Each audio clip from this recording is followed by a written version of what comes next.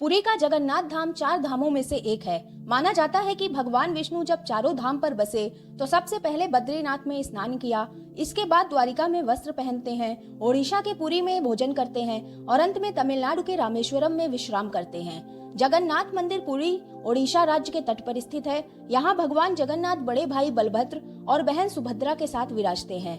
पुराणों में इसे धरती का वैकुंठ भी कहा जाता है। इस मंदिर से जुड़े कई ऐसे रहस्य हैं जिनका जवाब विज्ञान के पास भी नहीं है। हर 12 साल में बदली जाती हैं मूर्तियाँ। जगन्नाथपुरी के तीनों मूर्तियाँ हर 12 साल में बदली जाती हैं। कहा जाता है कि जिस वक्त मूर्तियाँ बदली जाती है उस वक्त पूरे शहर में बिजली काट दी जाती है और सिर्फ उसी पुजारी को मंदिर के अंदर जाने की इजाजत होती है जिन्हें मूर्तियाँ बदलनी होती है। पुजारी की आंखों में भी पट्टी बांध दी जाती है, तभी पुरानी मूर्तियों की जगह नई मूर्तियां स्थापित की जाती हैं। मान्यता है कि अगर किसी ने इसे बदलते हुए देख लिया तो उसकी मृत्यु हो जाएगी। सिंह द्वार का रहस्य। कहने को तो ये मंदिर समुद्र के किनारे बसा है, पर जैसे ही मंदिर में बने सिंह द्वार के अंदर जाते हैं लहरों की आवाज नहीं सुनाई देती, पर जैसे ही आप सिंह द्वार से बाहर निकलेंगे वैसे ही लहरों की आवाज सुनाई देने लगती है। सिंह द्वार का ये रहस्य आज भी कोई नहीं सुलझा पाया है। मंदिर के लगे झंडे का रहस्य। जगन्नाथ मंदिर के ऊपर लगे झंडे को हर रोज बदलने का नियम है। ऐसी मान्यता है कि अगर किसी दिन झंडे को नहीं बदला गया तो मंदिर अगले 18 सालों के लिए बंद हो जाएगा। साथ ही यह झंडा हमेशा हवा के विपरीत दिशा में उड़ता है। ऐसा किस कारण होता है आज तक किसी को नहीं पता चल पाया। मंदिर की अदृश्य परछाई। जगन्नाथ मंदिर 4 लाख वर्ग फुट में फैला है और इसकी ऊंचाई लगभग 214 फीट है, लेकिन जगन्नाथ मंदिर की परछाई आज तक किसी ने नहीं देखी। इसके अलावा इस मंदिर के शिखर में एक सुदर्शन चक्र भी है। कहा जाता है इसे कहीं से भी देखो ऐसा लगता है चक्र का मुख आपकी ही तरफ है। इस मंदिर के शीर्ष पर आज तक किसी पक्षी को उड़ते या बैठते हुए भी नहीं देखा गया है।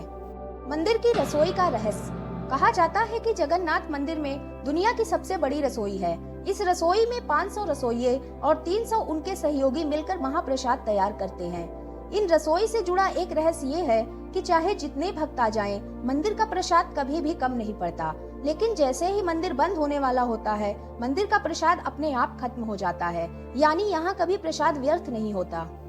इसके अलावा मंदिर में जो प्रसाद बनता है वह लकड़ी के चूल्हे और मिट्टी के बर्तनों में बनाया जाता है। ये प्रसाद 7 मिट्टी के बर्तनों में एक दूसरे के ऊपर रखकर बनाया जाता है। लेकिन हैरानी की बात यह है कि सबसे ऊपर रखे बर्तन का प्रसाद सबसे पहले पकता है।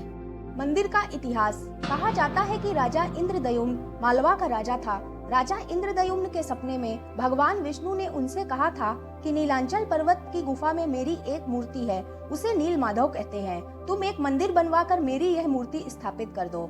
राजा ने अपने सेवकों को वहां भेजा, लेकिन नील माधव की पूजा सबर कबीले के लोग करते थे। सबर कबीले का मुखिया विश्ववसु नील माधव की पूजा करता था और उसी ने यह मूर्ति गुफा में छुपा कर रखी थी। राजा के सेवक विद्यापति ने मूर्ति चुरा कर राजा को दे दी। मूर्ति चोरी होने से विश्ववसु बहुत दुखी हुआ। यह देखकर भगवान नील माधव को भी बहुत दुख हुआ और वह वापस गुफा में चले गए, लेकिन राजा से वादा करके गए कि एक दिन वह उनके पास आएंगे, तब तक वो उनके लिए एक विशाल मंदिर बनवाएं।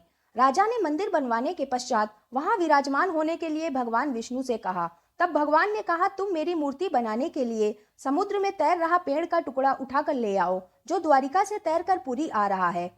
राजा के सेवकों ने उस लकड़ी के टुकड़े को तो ढूंढ लिया, पर सब लोग मिलकर भी उसे उठा नहीं पाए। तब राजा को समझ आया कि नील माधव के भक्त विश्ववसु की सहायता लेनी पड़ेगी और विश्ववसु अकेले ही उसे उठाकर मंदिर ले आए। अब बारी थी लकड़ी से भगवान की मूर्ति बनाने की, परंतु कुशल कारीगर भी उस पर एक हथौड़ा भी नहीं चला पाए। तब भगवान विश्वकर्मा एक बूढ़े व्यक्ति का रूप धरकर आए और राजा से कहा कि वो नील माधव की मूर्ति बना सकते हैं, लेकिन उनकी एक शर्त थी कि वो 21 दिन अकेले कमरे में मूर्ति बनाएंगे।